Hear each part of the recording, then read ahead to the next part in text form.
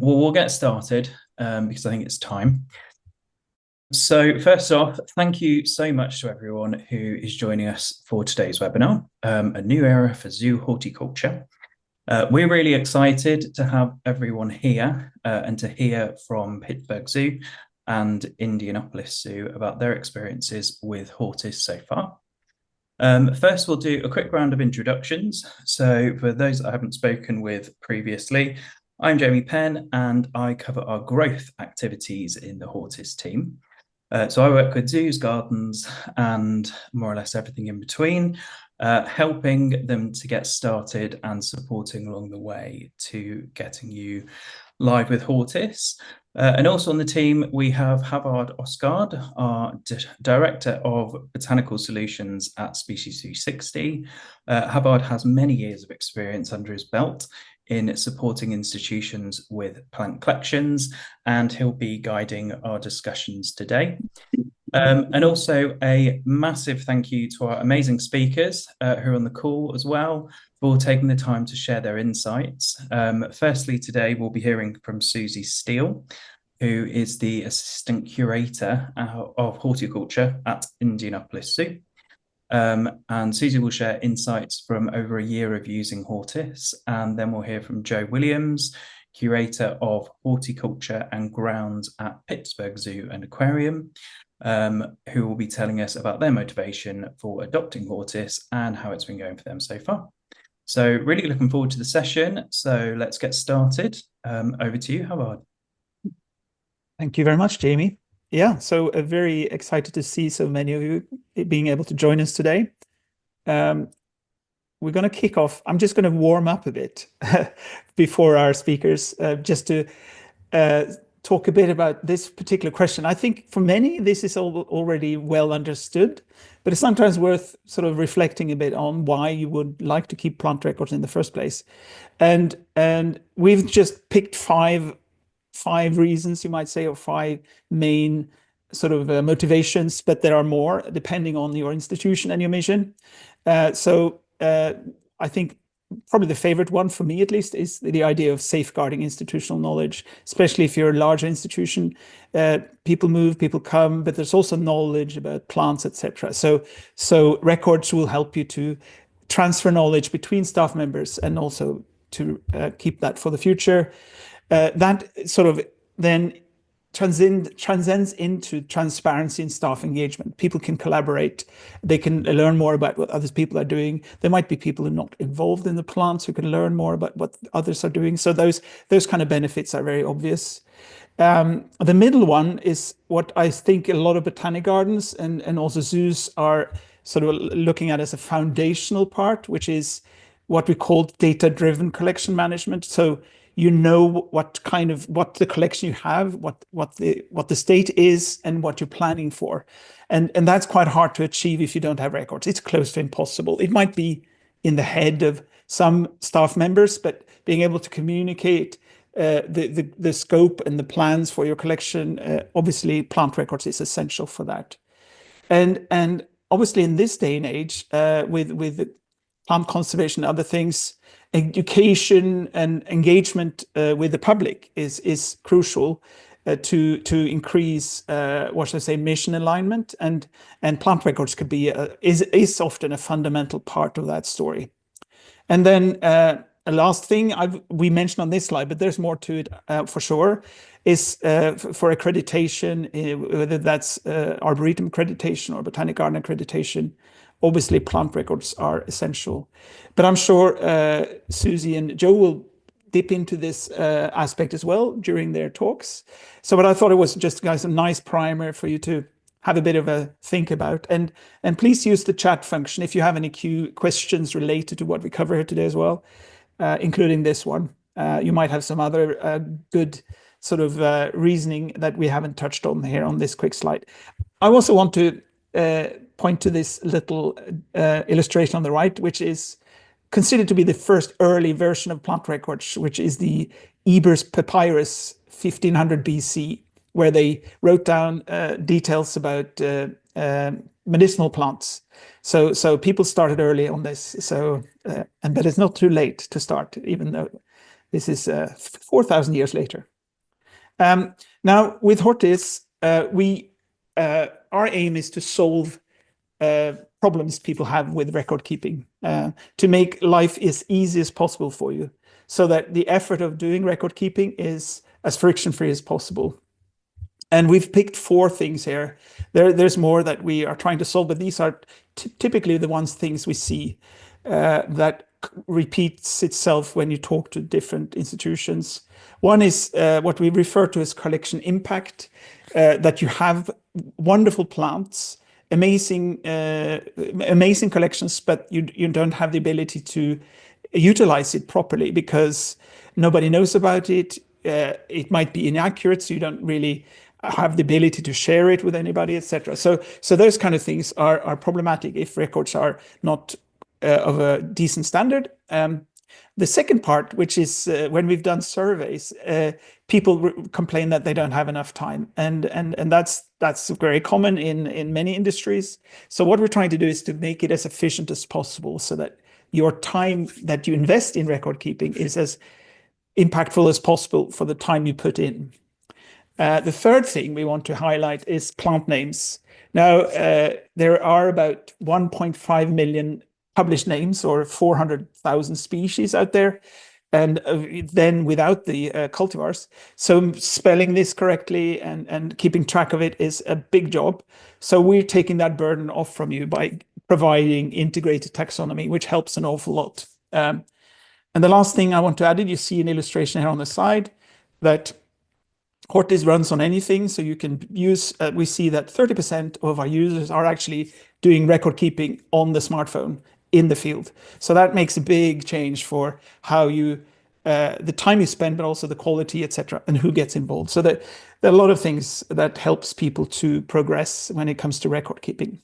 I wanted to round off then by just taking a quote from one zoo in Auckland. I was so pleased when they, this first time, I think people have said having great fun with record keeping. I thought worth mentioning that. We're trying to make it enjoyable, and I think we are to some degree, and maybe there'll be some talks about that during the talks from Suzie and Joe, but it should be at least not full with friction and frustration. So that's our aim here, to make your job as pleasant as possible with supporting tools. So then I will hand over to Suzie, who is going to talk about the work at Indianapolis Zoo.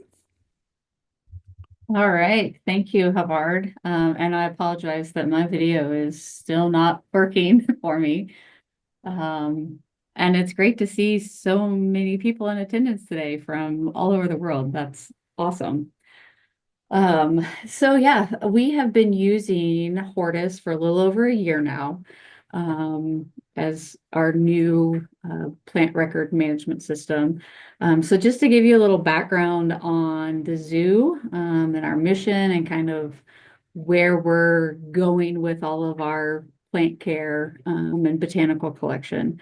So we are a non-for-profit zoo located in the heart of downtown Indianapolis. We're accredited as a zoo, aquarium, and botanical garden. And we maintain a 64-acre campus, which includes like a little over 3-acre formal garden and conservatory. So our mission to protect nature and inspire people to care for our world. Our biggest connection to this is the inspiration part.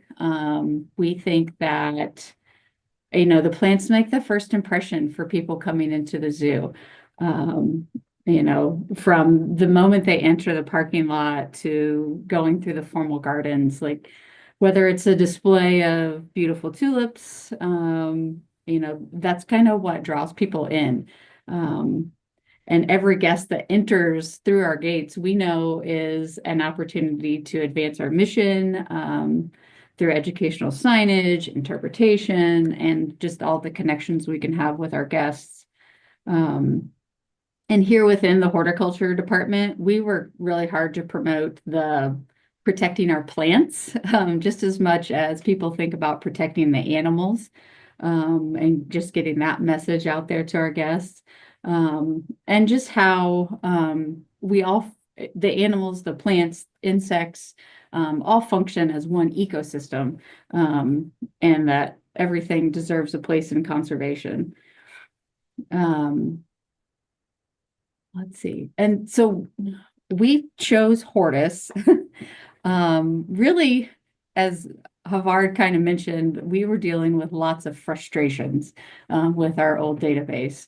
Plant records are required as part of our certification as a botanical garden through AAM. And so this isn't something that we can just say, no, we're not going to do this anymore. And we wanted to make it work and work well for us. So our old database was built in-house, outdated, not very user-friendly, crashed all the time. So data entry was very time-consuming. We would generate reports that didn't necessarily have all the information that we were wanting or needing to look at. And really, we just didn't have any options for improving that database. We couldn't get into any mapping. We couldn't take it like out in the field or work remotely from it. So our animal registrar, Amanda, currently uses ZIMS, which is another Species 360 product. And she's the one that actually recommended that we check out Hortis. And we were really like sold right away after meeting with the team and seeing all of the options and capabilities that Hortis could provide. So one question I have, Susie, for that is that do you now with Hortis, do you have more people now engaged with the records than you had before? We're currently finishing up our like catch-up process. We were on pause during all of the data integration from our old system into Hortis. So we're almost ready to start rolling that out to some of our other team members. We've showed them how to use it and search through some of the records. But as far as the data entry goes, no one else has started that yet. Yeah. But you have given them view access so they can sort of play around with the looking at data, I suppose. Is that what you mentioned, or? Yes. Yeah. If they want to know what cultivar is in a certain area, whether they have to supplement or looking to add it somewhere else, they know how to get into the database and search those records based on either plant type or location. And they're starting to become more familiar with it. Yeah, exactly. That's great. And that sort of, I think often is the case when you have a system that is locked up in an office that, you have to know how to actually switch on the computer and figure out things before you can interrogate it. So that's yes, nice absolutely. Yeah. Yeah. So if you go to the next slide, I just kind of have some of our favorite things that we've figured out so far that we are really enjoying about using Hortis. First and foremost, how easy it is to use. We received very little training, although always offered support. And it's so user-friendly, you can kind of figure it out on your own if you have any like technology savviness. The data entry goes very quickly. It is night and day for us compared to what we had previously. We were having to manually create our accession numbers and going from an Excel spreadsheet into an Access database, and it was just very time consuming. And we don't have to do that anymore. So from the standpoint of time saving, because the record keeping does fall on my shoulders and then our curator Scott's, it's very valuable and how easy it is for us to use. And the other thing that we've been super excited about is the mapping capabilities. That it came with the built-in base layer as well as satellite imagery, that even without like GIS technology, we can go in and pin locations of where plants are. And you can see on that small map that we've started doing that for some of our highlighted specimens. And that's one of our goals that we'll talk about later on, is actually increasing the footprint of our mapping and integrating some other technology with that. And then the other thing that we didn't have before was like a undo option. If something was changed or edited, there was no way to go back and undo that. So the activity log that shows up like on your main dashboard page is super helpful. Like you can see who changed what and when, and if there was an error made, maybe the location was set incorrectly, you can just go right back in there and very easily make those modifications. So that's takes a little bit of the pressure off of the data entry portion, knowing that nothing is so permanent that it can't be undone. Yeah, that's really wonderful story. I think that's what one of the motivations about the activity log was basically to help people who are a bit, what shall I say, tech nervous, to feel confident that they can do things. The same thing if you delete something, it's actually just archived, so you can undelete it. So yeah, that's really nice to hear that you put that as a top feature. That I love to hear that. That was great. Yeah, it's great. And, Scott and I work very independently in the database. So, maybe one week he's had a lot of activity. And the next time I log in, I can see and kind of know where he left off and where I can keep going. So it's been very helpful for us. Do you think we should adapt this so it connects to the payroll system, or is that a Well, bad that idea? would be wonderful. I'll send you some email addresses. Yeah. So one thing also I want to, since you mentioned the mapping, I think it's worth mentioning that some institutions think that it's a bit of a dawn if you have thousands of plants soon. How are we going to map all these? Well, I don't know. Have you tried the mapping or drawing the bed locations yet? I have for a couple of our buildings, we've tried that.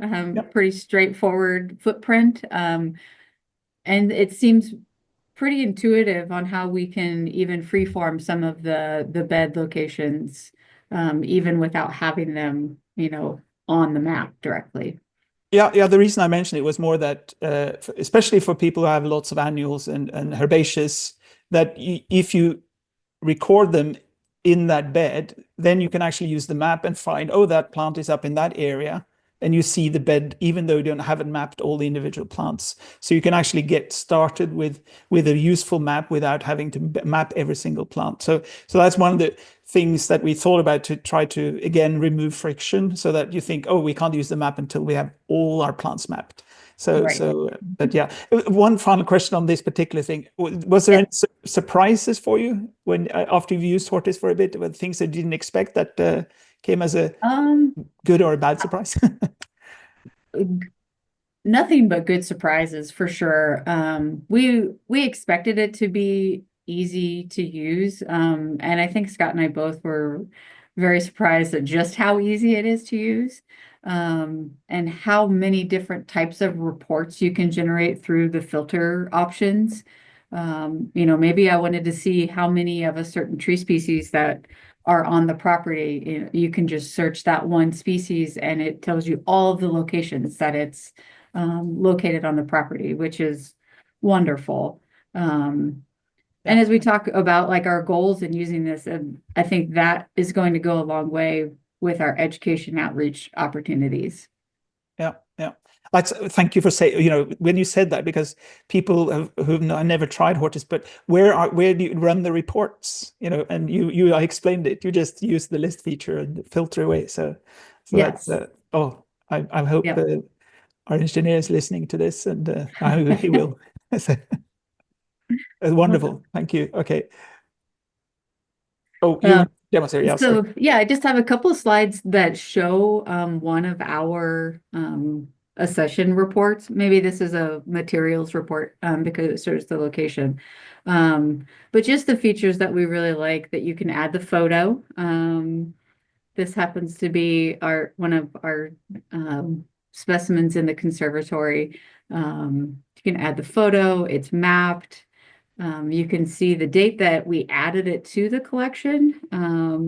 And then there are other details, you can get as detailed with tagging and notes as you would like. And then on the next page, you can see the IUCN Red List, and that is information that is auto-generated when you type in the genus species. I don't have to sit and find family names for plants anymore, doing my own research. It just is automatically there. And so again, like having the IUCN Red List feature is really great as we talk about some of our endangered plant species locally and globally. So yeah, this is just an example of the report and kind of observations that you can do and all the different features that are available. Yep, that's great. I also, and that's not good to dive into now, but I don't know if you saw the latest release with the ability to record rich text notes with hyperlinks and everything else. That I came out. did see that. Yeah, That I came out actually saw that two popping up days the ago. other day. Yes. Yeah, it came out on Monday. So yeah, I think there's a lot of what shall I say, buzz around that, especially. Sure. Yeah. Anyway, I digress too much now. Okay. Yeah. No, that's great. So just kind of wrap this up. For us, moving towards just better record management and the ability to use our records more purposefully, being able to take the database out in the field on a tablet or on your phone to do inventory or mapping or recording observations is going to make all of our data entries just more meaningful. We're in the process of working with IT on acquiring some tablets to be able to take in the field and start some of that work. As well as we have a photographer in our department on standby, just chomping at the bit to start adding photos for us. So those are probably our short-term goals, the first ones that we're going to start working towards. And then as we have the mobile capabilities, getting more of our users to be able to log observations, or if there was a fertilization treatment, a pruning, and those kinds of things. And then eventually we'd like to integrate with GIS mapping technology and hopefully make this available on a public scale as well. Yeah, for those listening, it's just the photo thing. You could add as many photos as you like. There's no limit. You can keep on doing that to your heart's content. So that's really great. And one thing that we sort of realize more and more that obviously there are some plants that only flower for a very short time. So when they think, oh, we're going to start photos, it will take at least one season or one calendar year to get all your plants decent or captured, which is the other part with the GIS part that I might want to add here as well is that Hortis is we have a spatial database at the bottom as a fundamental layer of Hortis. So we've done a bit of GIS already, so that like you can draw beds within Hortis, and there's more to come there, I think. So not that we don't believe in sort of specific GIS tools like ArcGIS, but a lot of people find them quite wonderful, but also quite tricky to catch up or learn, you might say. So yes. Yeah. Yeah, we're fortunate we have some GIS users in our department. If that were to change staffing wise, we might change our mind a little bit on that. Yeah. Okay, well that's great. Yeah. And then just the impacts that it's having on the team and on our zoo as a whole. I think first and foremost, in this age of technology and the desire to have information at your fingertips, having this information so readily accessible is a huge benefit. And then eventually, if we can have that accessible to the public, we'll just make their visit here at the zoo or even from their home even more impactful. And for our team, having more accurate records more detail in our records, and just the ability to take that out in the field is going to be very helpful. And as an institution, we have goals of using this for more educational programming and tours, and some of our outreach initiatives with plant conservation, both here in Indy, as well as around the world. So.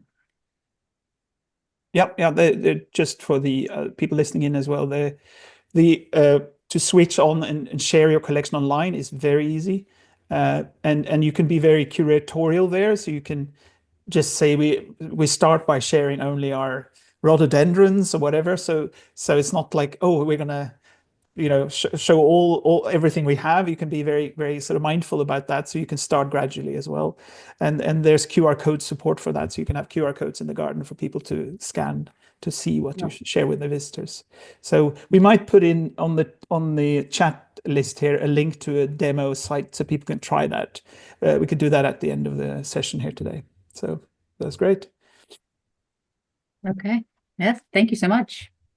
Yeah. Oh, thank you. That's great. Thank you so much for taking part. So now we're gonna. I wish I had a map to show that we're now moving. I'm not sure if we're moving east or west, but we're moving to Pittsburgh. We're moving a little east. Hello, all. It feels like I get to speak to a good number of the people in the participant list as AZH president of the Association of Zoological Horticulture. I've been president about 4 years, and it feels like a good number of that list is coming from that conference. So this is nice to see a bunch of y'all here. I'm relatively new to Pittsburgh, and when you talk about Pittsburgh staff, I've been here 5 years, and I have staff members who've been here 32, 40 years. So there's a lot of staying power here in Pittsburgh. So I'm relatively new.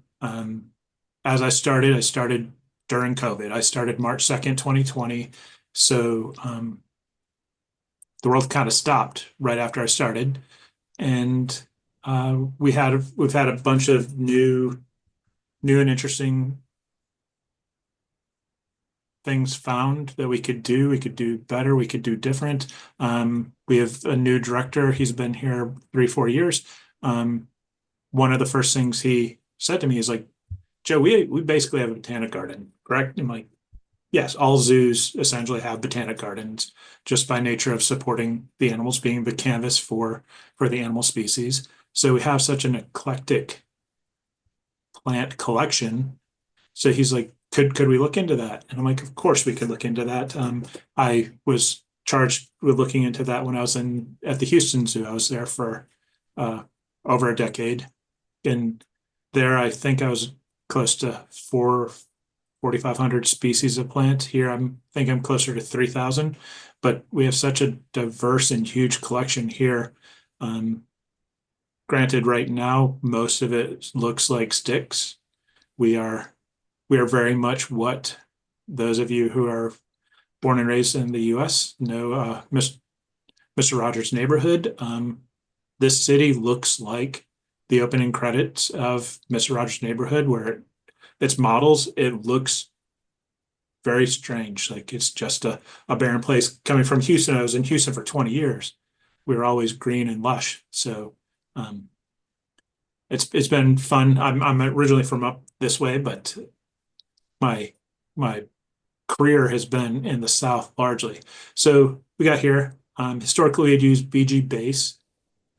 That was probably a decade ago. And we found like if we weren't contributing right to that, we weren't getting the best output from that. So about a year ago, our registrar here and a couple of peers in AZH mentioned a webinar that Hortis was conducting. And we read a little bit about Hortis, but we sat in on the webinar and we're intrigued. We sat through another. And then we had the fortune of speaking with Havard at the conference in Tampa last year, the AZH conference in Tampa last year. And I was able to get a lot of quality time with Havard, and I was already leaning that way. Once speaking with him, was totally sold. Once I got back, I reached out. He put me in contact with Jamie, and we've been part of Hortis since the holidays of this year. So we've largely just been preparing the staff to do this. We've been doing a lot of snow removal, as this picture shows. This is semi-common in Pittsburgh, the rightmost picture. We've been clearing a lot of snow this year, not quantities, but events. We've had a lot. When we spend our snow removal and salt budget in the first 18 days of a year, it says a lot. So we've been preparing everything. What I've found so far with Hortis, though, is it's one of the most intuitive things I've ever worked with. There's no, almost anybody can step in and start accessioning your plant collection today. It's that intuitive. Those of us who've looked at other accessioning our plant data software know that some of the systems are quite expensive, very economical for the level of support and what's provided. It's don't tell Havard and the team, but they could be undervaluing themselves. But it's been so convenient to work with. Our mission statement is we connect people to wildlife, inspiring our communities to conserve nature for future generations. So I think most of us who work in the zoo field and are horticulturists, you see somebody looking at a plant, you walk up to that person, you talk to them about said plant. And that's half of my existence walking through the park. And we have a 77-acre campus, though good portion of that is unusable topography. We go from 800 feet in our parking lot to 1,000 feet in my office. So we have about a 200-foot change in grade from our parking lot to the upper portion of our zoo. So there's a lot of hills that are just unusable, but we have a 77-acre campus with our parking lot and such. We just have such a diverse plant collection. When people are looking at trifoliate orange one moment, and then they go to a calycanthus or a pawpaw or something of that nature, it's so diverse. And having this system, and one of the things I like is there's the public and the private facing facets of it. So for my staff, I can list browse plants, and we know where all of our browse plants are. So a lot of in zoos we have to provide browse, and we're providing browse most days of the week. So we can spec out where browse are, and then we can also list for keepers, because who really wants keeper staff trimming collection plants? So we can show keepers in places where they can trim. Additionally, we can list toxic plants. That might not be something we want public facing, but it's always good to have those. So if somebody wants to put a tortoise on a grassy spot to get some sun and to do some browsing, know that plant right beside it isn't the safest thing for them to be near. So as we're working through it, there's so many different facets that the tagging system, I think I have 50 different tags right now so that I can list this plant's pollinator friendly. This plant has white flowers. This like all the different things that they might not be as relevant to what our needs are, but as a visitor is looking at something, they can say, hey, I'm looking for white plants, and white flowering plants, and they can look at that, or plants with aromatic foliage, or all those different things, and they can look at that and piece that out really, really fast. So it's been a lot of fun. Other things, we've We have a huge master plan in effect that most of our campus will be touched. As we look at different areas, as we have those plants accessioned, when people survey those areas, we have our support stating what we have there, what special plants we might have in those spaces. And as we delve into a little bit further, we can also note sizes and conditions and all those things. So when I'm talking to the city arborist about the need for plant replacement, we have we have something supportive to discuss with them. Additionally, and this is a conversation we've had with Havard, valuation of plants. We all know that we have pretty eclectic and dynamic and quite often rare plant collections. If there's a certain degree of evaluation of what our plants are, we can say like this little exhibit alone is worth this amount if we were to have to pick up and replace it. And that's another thing. Every conversation I've had with Havard, he's perpetually taking notes. He's hearing what the users want and need, and he's jumping on those. And you hear that those conversations are had throughout the team, but he's perpetually taking notes on just little one-off comments that we make, and he hears the users. But so far it's been really fun. We've only, I think I have 18 plants listed, and the fun thing here and the easy thing here is I just hit a tree as I feel like it. I've created the taxa. It's not, we don't have to create too much. You just start typing and it populates and you say, that's part of our taxa.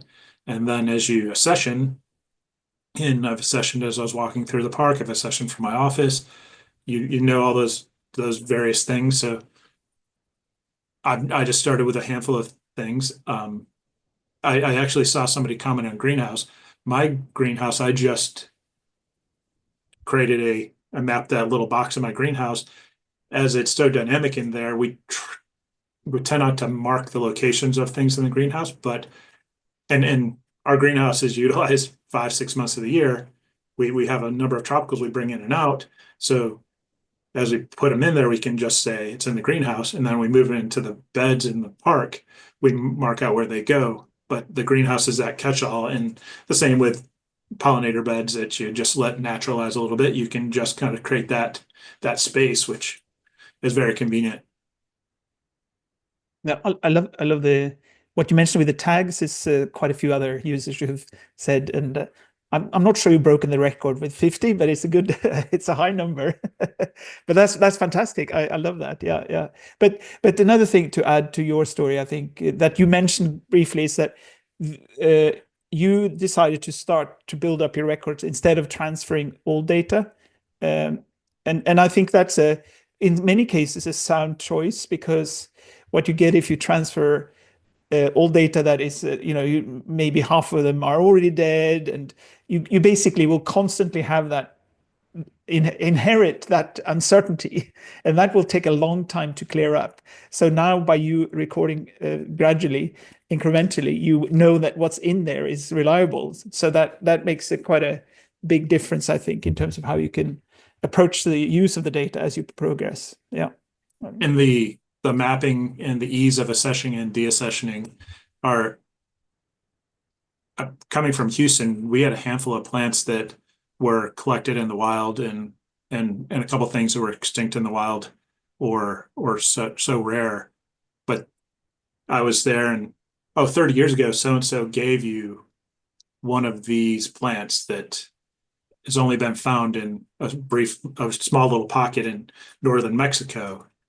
And I think this could be it, but nobody had the records to support that. So This is going to be supportive in that as well. Yeah.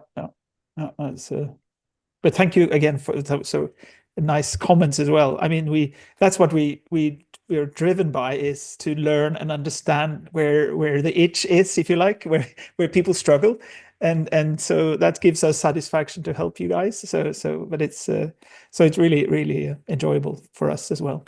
So, but thank you. Thank you. This photo, is that from the greenhouse in? This is our greenhouse. Yes. Yeah. amazing. Yeah.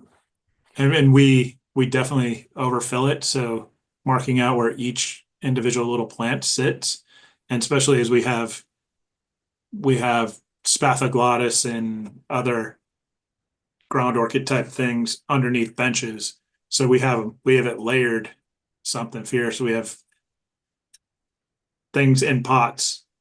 We have pots in pots to utilize the space. So yeah.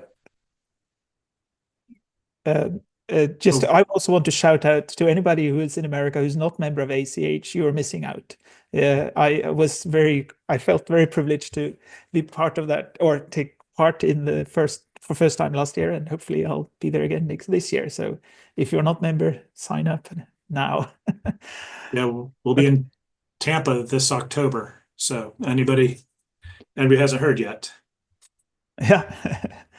I realize that we're creeping towards and there's a few questions in the Q&A as well, for maybe for us or for the guests. But thank you so much, Joe, for taking part and sharing your story about adopting Hortis. I think we'll then dive into Q&A, and then hopefully there's some comments and questions. Maybe I'll or maybe you can read them out. Your English is much more, what shall I say, elegant, Jamie, being a native. No worries. So a few of them have been answered, but we have a question here. So how robust are the auto-generate plants data, i.e. do the datas cover all tropical plant species? That's a wonderful question. Yeah, so our taxonomic backbone, which we sort of treat as an opinion, is today it's Plants of the World Online. So that's so their opinion is it's considered one of the better data sets out there for sure. One thing I know is that sometimes, because they follow a particular, they use what we call the botanical regions. And if you're talking about endemic plants, you might find that you want to be more granular, but you can override it yourself. So if these species are something that you care about in your collection, you can actually say, oh, we want to use another more defined way of expressing the distribution, for example. Okay, second question. So Sarah asks, would pesticide treatments recorded in Hortis satisfy state requirements for pesticide application records? They are based in Pennsylvania. Short answer, I don't know. We need to integrate what the requirements are, and it might be or it might not. It's very hard to say. You can definitely record that you have treated with something with pesticides, etc. So the answer is maybe. Yeah. Thank you for the question anyway. Yeah. And our next question, can it be integrated with other management such as irrigation data, soil types, or climate data? Yeah, that's a great one. So when it comes to a good use case for soil types is that I've seen people creating a soil type map with using different different colors for different soil types, and you could integrate that map in Hortis so that it becomes your base map, so you can actually analyze your collection based on soil type that way. The other thing is not so much direct integration, but in your notes, you can record notes and have links to other resources that could be references to climate data or other spreadsheets or whatever it is, internal documents. So there's plenty, that's something very recent we added. So there's plenty of opportunities to create this kind of interconnected data set that links to the resources that relates to your plant records. But we will continue to explore that, particularly because Hortis is a cloud-based product.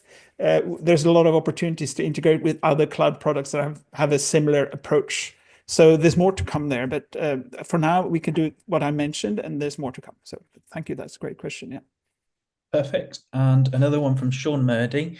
Do you have any intention of adding photograph icons on the map? I find in greenhouse and pavilion spaces, it's incredibly difficult differentiating garden plot dots without clicking on every one. Oh, I see. Yeah, so you mean so you can actually see the photo instead of the icon, so you can actually, yeah, we are exploring different ways to look at and interrogate the map. It might be quite hard just from the sake of space, of real estate on the phone or whatever. So I think the answer is we will try to resolve that question you're pointing out, where it's difficult to differentiate what the different plants are, whether that's solved with photos or maybe different colors of markers or other things. There's a lot of filter capabilities you can do in Hortis on the map. Same you can do on the list, so that you can say, here are all the where are all my oaks, and then you see only oaks on the map. But we'll definitely keep on learning and listening and trying to improve and answer those kind of challenges or questions as well. I noticed that we have now also reached the end of the show in terms of time. And then we can just formally round off, but we can stay in if there's more questions that needs to be answered. But on behalf of the team at Hortis and Species 360, I will thank you so much for joining, and in particular to Joe and Suzie. That's fantastic that you had the time to join and share your story. And if you have any questions, you can reach out to us. You have our email addresses here. You could also send email to info@hortis.com and we'll get back to you. And then, yeah, go to the website if you want a trial or if you want to set up an appointment, you can do that there. So thanks again for joining.